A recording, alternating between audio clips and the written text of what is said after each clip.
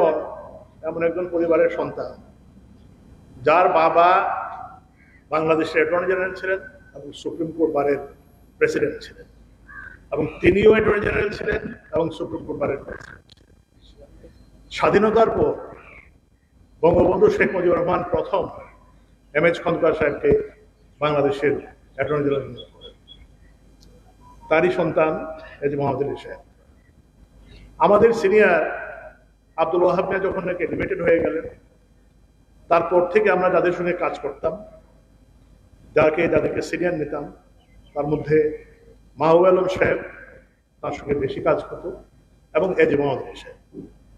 ওনাদেরকে সিনিয়র নিয়ে আমরা অনেক সময় কোর্টে অ্যাপিয়ার করেছি।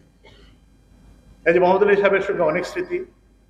উনি নিতান্ত একজন ভদ্রলোক ছিলেন, যাকে বলে জেন্টলম্যান পার এক্সেলেন্স। তার রাজনৈতিক বিশ্বাস সম্বন্ধে অ্যাটর্নি জেনারেল বলেছেন, তাদের মধ্যে মতবিরোধ ছিল, কিন্তু মানুষের মানুষ হিসেবে তিনি অত্যন্ত বড় মাপের মানুষ ছিলেন, এবং কখনো কারোর সঙ্গে সেই ইল ফিলিংটা উনি এক্সপ্রেস কখনো করেন। তো মানুষের জীবনে ভুল ত্রুটি থাকে, কেউ ভুলের ঊর্ধ্বে নয়।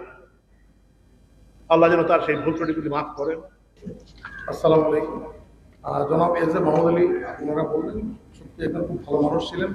উনি আমাদের সাথে ভিন্ন রাজনৈতিক মতবাদ থাকা সত্ত্বেও সম্পর্ক ছিল অত্যন্ত মধুর, এবং উনি সবাইকে স্নেহ করতেন, আমাদেরকে ছোট ভাইয়ের মতো স্নেহ করতেন। ওনার সাথে আমি নির্বাচন করেছিলাম, ওনার সাথে আমি নির্বাচন করে জিতেছি, কিন্তু ওনার কখনো দেখিনি আমার সম্বন্ধে কোনো ইল ফিলিং বা খারাপ করা কিছুই আমি দেখিনি।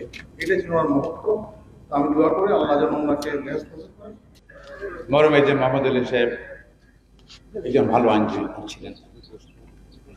তার এই মৃত্যুতে আমাদের আইন জগতে এক শূন্যতা সৃষ্টি হবে, এটা পূরণ করতে অনেক সময় লাগবে।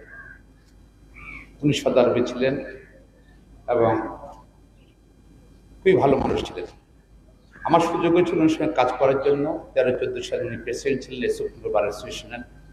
আমি ওনার সঙ্গে সেক্রেটারি কাজ করেছি, বার কাউন্সিলও ওনার সঙ্গে কাজ করার সুযোগ হয়েছে।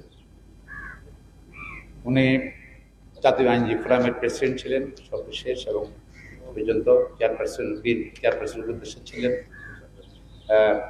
তার মৃত্যুতে আমাদের দলও অনেক ক্ষতিগ্রস্ত হয়েছে। আমরা শুধু আল্লাহ তাআলার নিকট প্রার্থনা করি যেন তাকে ব্যস্ত নসিব করে, তার পরিবার যেন এই শোক যেন তার সহ্য করতে পারে। আল্লাহ তাআলা ধন্যবাদ।